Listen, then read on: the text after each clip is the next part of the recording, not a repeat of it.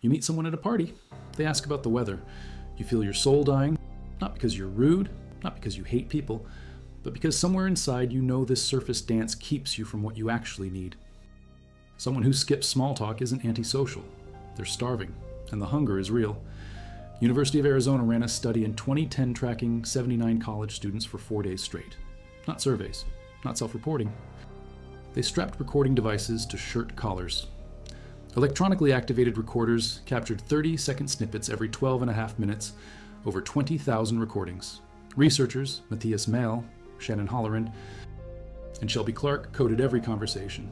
Small talk versus substantive. The happiest participants had 1/3 as much small talk as the unhappiest ones. 10% versus 28%. They had twice as many deep conversations. 46% versus 22%. The happiest people spent 25% less time alone and 70% more time talking to others. But here's the data point that matters. When they stripped out personality differences, controlled for the big 5 traits, the correlation held happiness tracked with depth, not quantity, less chit-chat, more meaning. The pattern was identical on weekdays and weekends. This wasn't about being extroverted. This was about connection that penetrates. If you value documented psychological and neuroscience history like this, subscribe. It's the best way to support our work. Also comment from which city you're hearing this from. Also, this script is researched and factual, using sources from the American Psychological Association's 2024 published studies on intimacy and authenticity, the 2023 U.S.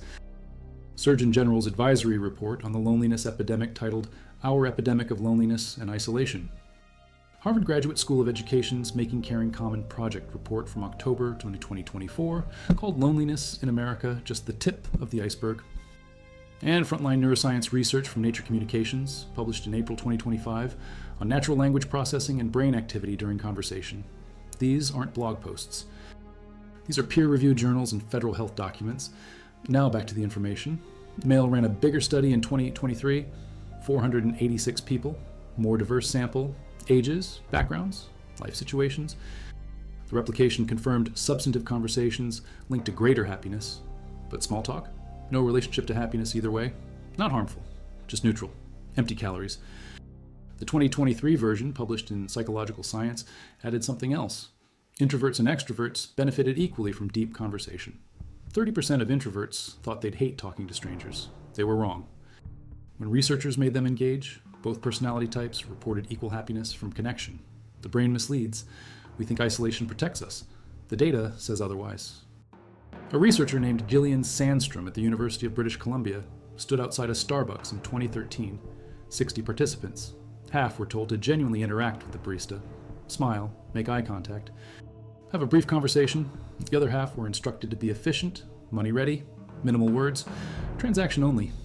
The people who interacted reported greater positive affect and less negative affect. They felt a stronger sense of belonging. Even introverts. Personality didn't matter. 40 seconds of genuine connection reduced loneliness, not coffee. Connection. The mechanism isn't the beverage, it's the humanity. 2024 study from the University of Laverne and University of California, Santa Cruz tracked video conference interactions. Small talk during breaks increased conversational enjoyment, willingness to engage in future conversations, and actual unprompted conversations afterward. Published in Cognition and Emotion in August 2024, the researchers used Zoom, 352 pairs, task breaks with small talk versus silence.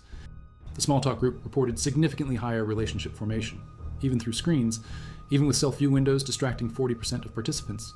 The finding held, light conversation serves as a bridge. But the destination matters. People don't want to live on the bridge. They want to cross it and get somewhere real. Research from George Mason University in 2014 examined experiential avoidance during social interactions. Todd Cashton's team ran laboratory experiments. They split participants into closeness, generating conversations, versus small talk conversations, measured social anxiety, mid-interaction, and post-interaction. Small talk increased anxiety over time for socially anxious people. Deep conversation reduced it. The effect was measurable, statistically significant. When people avoided emotional experience during interaction, their anxiety climbed. When they leaned into authentic exchange, anxiety dropped. Closeness, generating tasks, asked participants to share personal information, fears, dreams, vulnerabilities.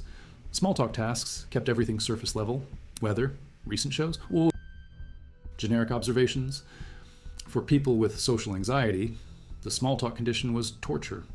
The deep conversation condition was relief. The finding inverts common assumptions. We think anxious people need shallow interaction. The data says they need depth. Authenticity reduces threat response. Surface-level conversation amplifies it. Let's talk about the brain. Natural language processing research from 2025 used intracranial recordings to study neural activity during actual conversation, published in Nature Communications in April. Scientists recorded from multiple brain regions while people spoke and listened. Frontotemporal neural signals encoded context-dependent linguistic information. The brain wasn't just processing individual words. It was integrating sentence-level meaning, tracking speaker intent, predicting responses, building mental models of the other person's knowledge state. During passive listening and repetition, the neural pattern changed. Different layer distributions in the language model. When people engage in genuine back and forth, specific neural configurations activated. The research showed broadly distributed signals across multiple frequency bands. Conversation isn't happening in one brain region. It's a whole system phenomenon. The neural dynamics reflected middle and higher layers of natural language processing models. That means contextual integration, not word recognition. Understanding, not just hearing. A 2024 study in social cognitive and affective neuroscience from Oxford Academic noted that social neuroscience typically studies people alone in dark rooms pressing buttons, not conversations, not naturalistic interaction. The field has been calling for more ecological validity since 2013. Schilbach and colleagues published commentaries urging shift toward naturally occurring social phenomena, but it's hard. Conversations are complex, multiple streams of information, verbal content, tone, timing, facial expressions, body language. Manual coding takes forever. Enter artificial neural networks. Deep learning models can now quantify naturalistic social interactions, track emotional expressions, analyze semantic features in real time. The tools are catching up to the complexity. Research published in June 2024 showed brain activity patterns during conversation preparation. When people knew they'd speak to a specific partner versus a generic audience, different neural configurations activated in advance. The dorsomedial prefrontal cortex, the temporoparietal junction, regions involved in mentalizing, theory of mind. The brain pre-activates partner-adapted processing. It's preparing to meet another mind, not just transmit information. Connection is neurologically expensive. The brain invests resources. That investment only makes sense if the payoff is real. Harvard study from 2024 surveyed adults nationally. 21% reported serious loneliness. Ages 30 to 44 were loneliest. 29% frequently or always lonely. No gender differences. Men and women equally lonely. Multiracial adults much higher. 42% reported loneliness. Income differences, but not education level differences. The lonely respondents weren't just sad. 81% reported anxiety or depression. 75% reported little or no meaning or purpose. 67% didn't feel part of meaningful groups. 61% lacked close friends or family. 65% felt fundamentally disconnected from others or the world. This isn't just about being alone, it's existential. A fracture in the sense of mattering. The study was conducted in May 2024 by the Making Caring Common Project. Authors Milena Badanova, Richard Weisbord, and Joseph McIntyre. They used a YouGov nationally representative sample. The findings show loneliness may not just cause but result from anxiety, depression, and meaninglessness. The causality likely runs both ways. Loneliness deepens depression. Depression deepens loneliness. It's a loop. And small talk doesn't break it. U.S. Surgeon General Vivek Murthy issued an advisory in May 2023. Our epidemic of loneliness and isolation. He called loneliness a public health epidemic. Defined it as subjective distressing experience from perceived isolation or inadequate meaningful connections. The inadequacy is the gap between desired and actual experience. You can be surrounded by people and still lonely. 43% of American adults reported no change in loneliness since before COVID, 25% lonelier, 23% less lonely, but even before the pandemic, half of American adults reported loneliness. This isn't new, it's been building for decades. Murthy linked loneliness to cardiovascular disease, dementia, stroke, depression, anxiety, and premature death. The health impact equals smoking 15 cigarettes per day. Loneliness isn't a feeling, it's a physiological threat state. Cortisol rises, sleep quality drops, blood pressure increases. Chronic loneliness triggers the nervous system into self-preservation mode, fight, flight, freeze. The body treats disconnection as danger, and when you're in threat mode, you pull back from people, which makes you more lonely, which increases threat response. The loop tightens. American Psychiatric Association polled 2,200 adults in January 2024. 30% experienced loneliness at least once weekly over the past year, 10% lonely every day. 30% of 18 to 34-year-olds lonely daily or several times per week. Single adults nearly twice as likely as married adults to report weekly loneliness, 39% versus 22%. The poll used CDC's definition, feeling like you do not have meaningful or close relationships or a sense of belonging. Younger adults were more likely to use drugs or alcohol when feeling lonely. Females 1.5 times more likely to reach out to friends or family. Americans ranked top belonging sources: family 65%, friends 53%, neighborhoods 20%, online communities 3%, sports teams 4%, gym 5%, social media 16%, work 17%. Most people feel belonging in face-to-face relationships. Not digital spaces, not gyms, not online forums. Physical presence with people who know you. That's where connection lives. The technology question splits. 75% agreed technology helps connect more frequently. 69% said it's beneficial for forming and maintaining relationships. But adults split on whether technology fosters meaningful or superficial relationships. 54% meaningful, 46% superficial. The division is real. Technology amplifies what we bring to it. Use it to coordinate face-to-face meetings, meaningful. Use it to replace face-to-face, superficial. The tool is neutral.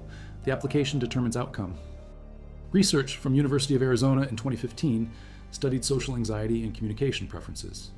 People with high social anxiety prefer text-based interaction over face-to-face. They rate instant messaging as more comfortable.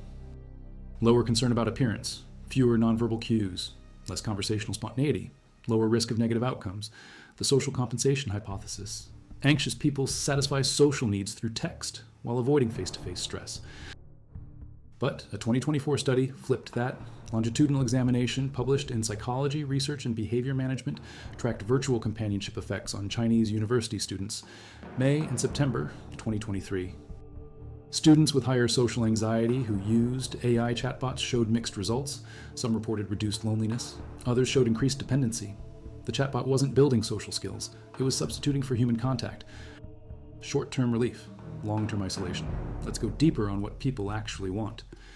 University of Chicago, research from 2022 examined why people avoid deep conversations. Nicholas Epley and colleagues ran experiments. People systematically underestimate how much their conversation partners care. They predict shallow conversations will be more comfortable. They're wrong. When forced into deep conversations, participants reported greater enjoyment, stronger connection, and more positive feelings than predicted. The barrier isn't preference. It's miscalibrated expectations. We think people don't want to hear our real thoughts. We're wrong. They do. We think revealing vulnerability will backfire. It doesn't. It builds trust. The research showed this across strangers, acquaintances, and close relationships. Even with people we know well, we underestimate their interest in deeper topics.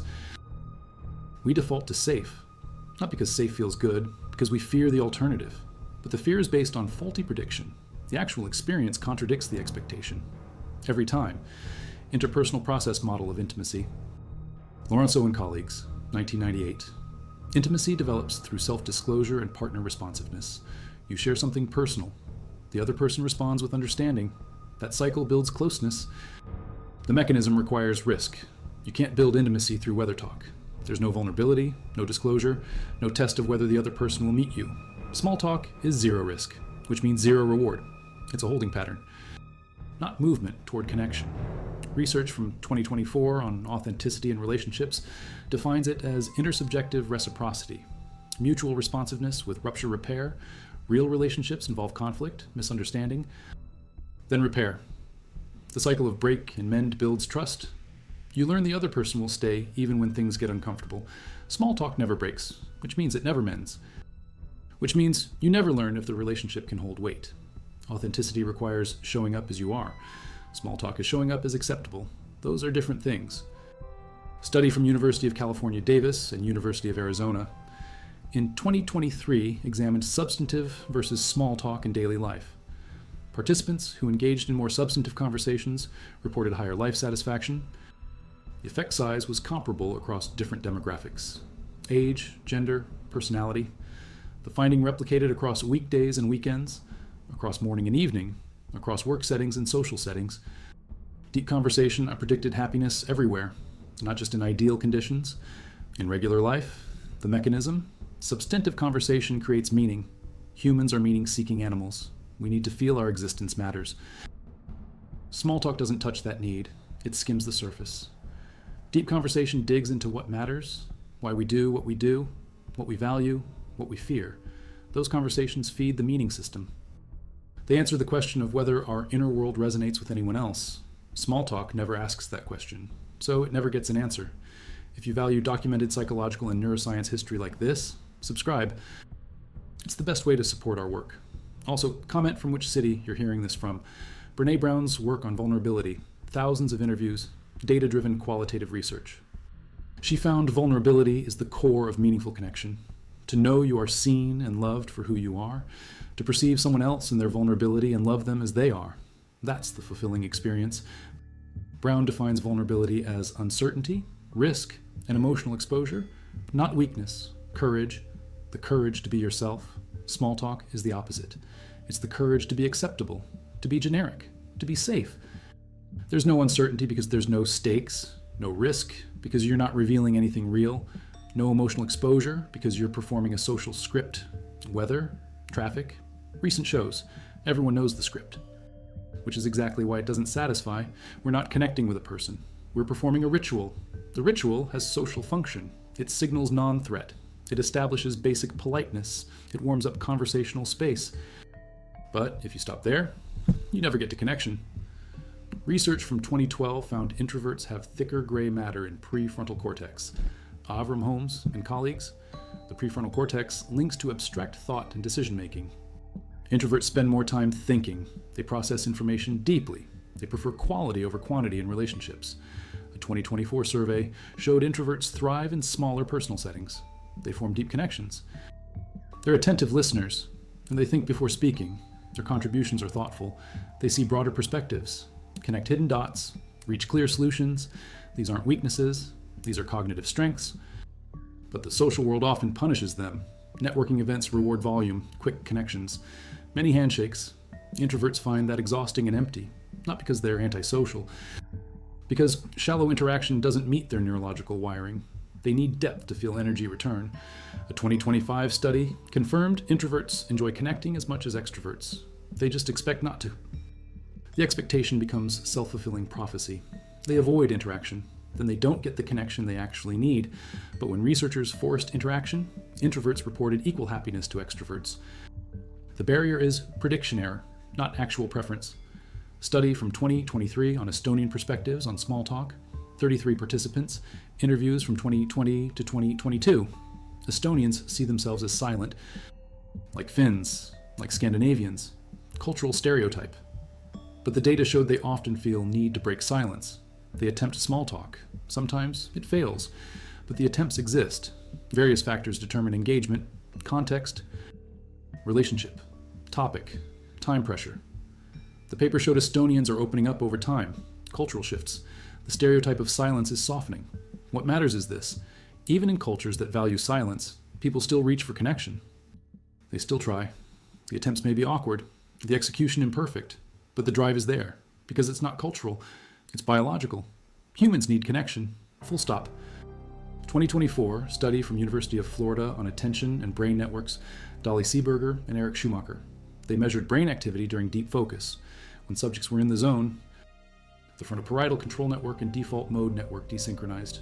When subjects lost focus, the network synchronized. The finding is about 20-second fluctuation cycles, quasi-periodic patterns. The research showed these patterns are universal, across species, which means they're not learned, they're hardwired. The brain has natural rhythms. Connection has rhythms too. There are times you can go deep, times you need surface. The problem isn't small talk existing, it's small talk being the only option, or the default option, or the safe option that prevents depth from ever happening. Connection requires both. Light conversation to warm up, then depth to actually meet. If you stop at warm up, you never play the game. Study from 2024 examined social anxiety in adolescence and communication skills. 352 adolescents, ages 15 to 18. Sports high schools in Ankara, Turkey. Data collected January to June 2024, female adolescents showed higher social anxiety than males. Significant positive, strong relationship between fear of negative evaluation, social avoidance, and communication skills. The anxious adolescents struggled more with communication, but here's the key point. The study measured effective communication skills, not just any communication, effective, which means clear expression, active listening, appropriate response. Those skills reduce anxiety. Ineffective communication, surface-level scripts, increase it. The research suggests teaching genuine communication skills helps anxious people, not teaching them to make more small talk, teaching them to connect authentically, to express real thoughts, to listen deeply, to respond with understanding. Those are learnable skills, and they directly reduce social anxiety. The mechanism is mastery. When you know how to genuinely connect, social situations become less threatening. When you only know scripts, every deviation from script becomes a threat. 2023 study on self-disclosure and intimacy in digital age. Participants reported tension between authenticity and impression management. They curate their digital selves, balance looking good with being real. The curation facilitates initial contact, perceived similarity, but it suppresses emotional transparency, which limits closeness. The research showed self-disclosure and partner responsiveness drive intimacy. You share. They understand. That cycle builds trust, but digital platforms complicate this. The asynchronous nature, the public audience, the permanence. These factors make genuine disclosure risky, so people default to acceptable, not authentic. The result is many connections, few intimate, lots of friends, little depth. The paradox of digital connection, easier to start, harder to deepen. Generation Z research from 2024 and 2025, multiple studies. Over 60% medically diagnosed with anxiety, higher than any previous generation. Financial instability, social media pressure, fear of vulnerability, rejection, sensitivity, loneliness, despite constant connectivity. The research showed Gen Z desires authenticity, emotional intelligence, and meaningful connection. They want deep, but they're stuck in shallow. Dating apps turn relationships into swipe games. Situationships replace commitment. Social media creates curated realities, distorted expectations, frequent heartbreaks. The psychological impact is measurable. Anxiety and depression rates climbing, feelings of isolation despite being digitally connected.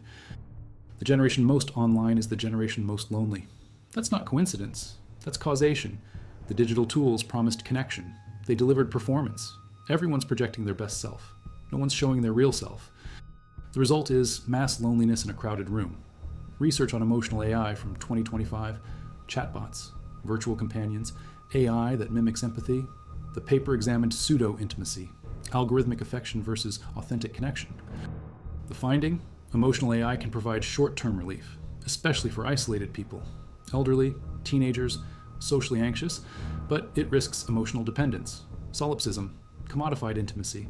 When care becomes a product, the recipient becomes a consumer, the relationship becomes a transaction. The AI doesn't have empathic concern. It simulates emotional response. It's trained on affective data. The interaction feels real, but it's one-sided. The AI isn't changed by you. It's not vulnerable. It can't be hurt. It can't grow. The relationship is fundamentally unequal, which means it can't teach you how to connect with real people. Real people are unpredictable. They have needs. They push back. They misunderstand. They require repair. Those difficult parts are exactly what build genuine intimacy. The AI eliminates difficulty, which eliminates growth, short-term comfort, long-term stunting. 2024 study from Wharton Neuroscience Initiative. 7 evidence-based strategies for team synchrony. Eye contact increases neural synchrony. When people look away, synchrony decreases. Eye contact activates mirror neuron systems. The cerebellum, the brain systems that help us understand and mimic others. Deep conversations beat small talk for connection. The research used deep conversation prompt cards, values-based topics, meaningful discussions, cutting through surface-level chat. The prompt cards significantly increased team cohesion. More time together increased trust and affection. Synchrony grows with exposure. Personal gratitude increased prosocial feelings. Thanking someone activates reward systems in both people. The neuroscience shows relationships shape brain activity. When people work well together, their neural patterns synchronize. Their physiological processes synchronize movement, perception, breathing, heart rate. The synchrony predicts prosocial behavior, subjective liking, empathy, engagement, processing speed, learning, cooperation. This is the secret to team chemistry, not personality matching. Neural synchrony. And neural synchrony comes from meaningful interaction, not small talk. Let's be clear about what skipping small talk actually means. It doesn't mean being rude. It doesn't mean walking up to strangers and demanding they share trauma. It means moving past the script when the moment allows. When someone asks how you are, actually answering. When small talk happens naturally. Letting it lead somewhere real. Asking follow-up questions that show curiosity. Sharing something slightly vulnerable to test if depth is welcome. Responding to depth with depth. These are small moves, not dramatic. But they shift the interaction from performance to presence, from script to spontaneity, from safe to real. The research is clear. People want this. They underestimate how much others want to hear real thoughts. They predict discomfort. They're wrong. When depth happens, both people benefit. Both report greater connection, greater happiness, greater sense that the conversation mattered. The barrier isn't preference, it's fear. And the fear is based on prediction error. Harvard research on vulnerability and persuasion, 2019, Alison Wood Brooks and colleagues, messages accompanied by humility and stories of struggle are more resonant than perfect presentations. The research contradicts assumptions. People think admitting mistakes loses respect. The data shows it builds respect. Vulnerability makes you relatable. Competence without vulnerability is intimidating. It doesn't invite connection. Vulnerability without competence is concerning. It doesn't inspire confidence, but competence with vulnerability is magnetic. It says, I'm skilled and I'm human. That combination builds trust. Small talk shows neither. It's neutral, inoffensive, forgettable. Deep conversation requires both. You need something worth sharing, and the courage to share it imperfectly. That's what sticks. That's what people remember. Not the weather, not the traffic, the moment someone was real. Study on Curiosity and Intimacy from 2024, Todd Kashdan and John Roberts. Curiosity is distinct from related constructs. It's not just extroversion, not just openness to experience. Curiosity drives the initial spark in relationships. It encourages seeking understanding beyond surface knowledge. When people enter conversation with curiosity, they ask probing questions, explore different perspectives, discover underlying motivations. The curiosity lays groundwork for meaningful interaction, but curiosity requires setting aside agenda. Most conversations have preordained conclusions. We know where we want to end up. We steer toward that end. Curiosity means being open to different outcomes. It means listening to understand, not listening to respond. That shift changes everything. Small talk doesn't require curiosity. The script is predetermined.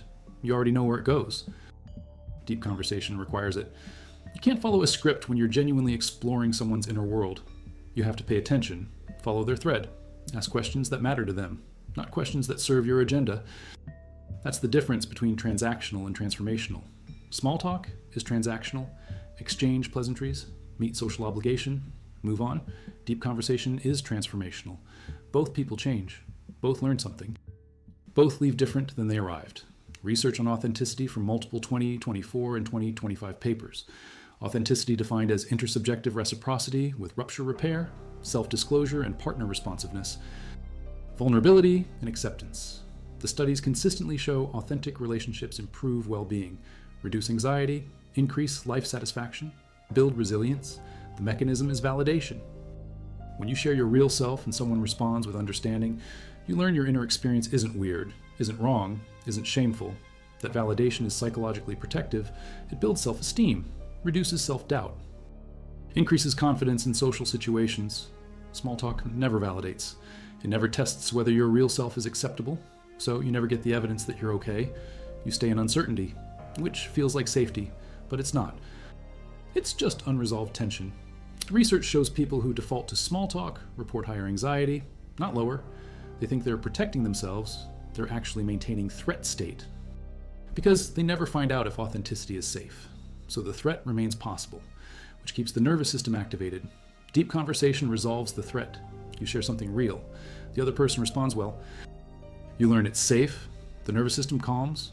That's not theoretical, that's measured. Cortisol levels, heart rate variability, brain activity patterns, all show threat response reducing during authentic interaction. All show threat response persisting during surface interaction. Let's look at what this means practically.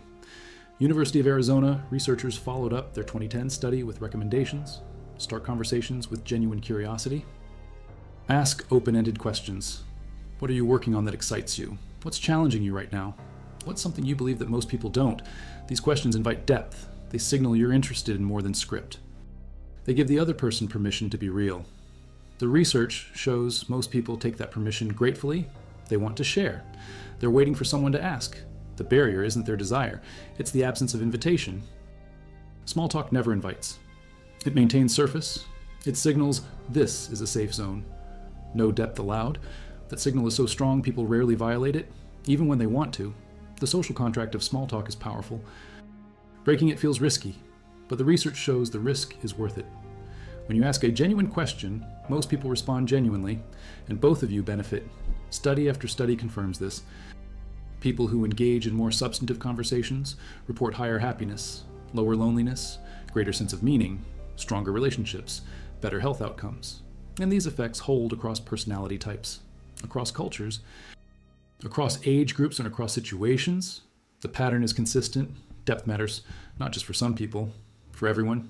Introverts and extroverts, anxious and confident, young and old, urban and rural, educated and not, rich and poor. Every demographic studied shows the same finding. Deep conversation predicts well-being. Small talk doesn't. It's not harmful, just neutral. The problem is opportunity cost. Every minute spent on surface is a minute not spent going deep. And we have limited social energy, limited time, limited opportunities to connect. Spending those resources on scripts means not spending them on meaning. The trade-off has consequences. Measurable, significant, long-term. Let's bring it back to the beginning. That person at the party who asks about weather. They're not your enemy. They're not stupid. They're following the script we all learned, the socially acceptable opening, the safe beginning. The problem isn't that move. The problem is stopping there. If the conversation ends with weather, both people leave empty. If the weather question leads to follow-up, to curiosity, to genuine exchange, then it served its purpose. The bridge got you somewhere. Small talk isn't the problem. Small talk as destination is the problem.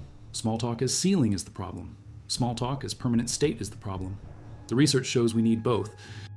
Light conversation to establish safety, then depth to establish connection.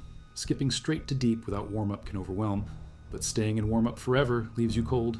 The art is transition, knowing when the moment allows for more. Reading signals, testing boundaries, respecting when someone needs surface, inviting when someone seems ready for depth. That dance is complex. It requires attention, skill, practice, but it's learnable, and the payoff is everything. 2024, data from American Psychiatric Association. 75% of respondents said finding ways to help others would reduce loneliness. Service provides connection. It cultivates meaning and purpose. It mitigates mental health challenges. The mechanism is reciprocity. When you help someone, you're valuable to them. Your existence matters. That mattering is what loneliness lacks. Lonely people feel irrelevant, replaceable, unimportant. Service proves otherwise. You made a difference. Someone is better because you were there. That evidence fights loneliness more than any amount of small talk. Because loneliness isn't really about being alone. It's about being unimportant. Service makes you important. To someone. In some way. That's powerful medicine. And it requires going beyond surface. You can't serve someone deeply through weather chat. You have to know what they need, what they're struggling with, what would actually help. That knowledge requires real conversation, deep questions, genuine listening, vulnerable sharing, all the things small talk avoids, all the things meaningful connection requires. Harvard Caring Common report showed 75% of adults want more activities and fun community events where they live. Public spaces that are accessible and connection-focused, green spaces, playgrounds. The loneliest demographic reported this most strongly. They're not antisocial. They're underconnected. They want to belong. They want community. They want meaning. They're not getting it. The infrastructure doesn't support it. Cities have fewer third spaces, fewer places to just exist with others. Work takes more hours. Commutes take more time. Energy for social connection shrinks. The margin disappears. What remains is surface, quick exchanges, efficient transactions, small talk, because that's all there's time for, but that's not enough. The data is screaming this. 21% of adults seriously lonely, 29% of 30 to 44-year-olds, 42% of multiracial adults, 81% of lonely adults also anxious or depressed, 75% lacking meaning or purpose. This isn't individual failure. This is systemic. The culture prioritizes efficiency over connection, speed over depth, individual achievement over collective belonging. The costs are showing up in loneliness rates, in mental health crises, in suicide rates, in addiction rates, in deaths of despair. These are public health emergencies, and small talk doesn't fix them. Meaning does, mattering does, connection does. Let's talk about what connection actually requires. Research from 2025 on emotional intimacy. Multiple studies. Connection requires presence, not physical proximity, actual attention. Most interactions happen on autopilot. You're thinking about next task, next conversation, next obligation. You're not actually there. The other person senses this, they pull back. Match your energy. Surface meets surface. Nothing happens. Presence means setting aside agenda, being where you are. Listening without planning response. Noticing what's actually being said, not just waiting for your turn. That quality of attention is rare. When someone gives it to you, you feel it, you relax, you open up, you share more. That's the mechanism. Presence invites presence, depth invites depth. Small talk invites small talk. Whatever you bring determines what comes back. If you want connection, bring presence, bring curiosity, bring vulnerability, bring realness. The research shows people match what they receive. Give surface, get surface. Give depth, get depth. It's that simple and that hard, because depth requires courage. It requires being willing to be seen, to be wrong, to be awkward, to not know what comes next. Small talk never requires that. That's its comfort and its limitation. Study from 2024 examined online self-disclosure. The research showed people regulate digital expression through impression management, balancing authenticity with appearing competent, attractive, socially desirable. The curation facilitates initial contact, perceived similarity, but suppresses emotional transparency, limits closeness. The dynamic applies offline too. We curate ourselves in person, choose what to reveal, how to present, what to emphasize. The calculation is constant and exhausting. The research shows this curation increases over time, each generation more careful than the last, more aware of being observed, more conscious of impression management. The result is less authenticity, more performance, less connection, more loneliness. The spiral tightens. Gen Z shows this most strongly. Highest anxiety, highest depression, highest loneliness, highest awareness of being watched. The generation most connected is the generation most isolated. That's the cost of permanent curation. Permanent surface, permanent small talk, even when it's not about weather, even when it's about values or politics or identity. If it's performed for audience, it's still surface.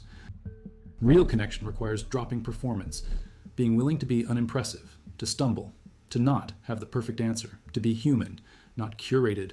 That's what people are starving for, not more content, more humanity. Research from therapy contexts, 2024 and 2025 papers. Therapists note loneliness rarely shows up as, "I'm lonely." It hides, "I'm so tired. I feel disconnected. I'm busy all the time, but empty." The language is indirect, because loneliness carries shame. Admitting it feels like admitting failure, like you're defective, unlovable. The culture reinforces this. Independence celebrated, self-reliance praised, needing others seen as weakness. But the research is clear. Connection is not optional. It's biological necessity, like food, like water.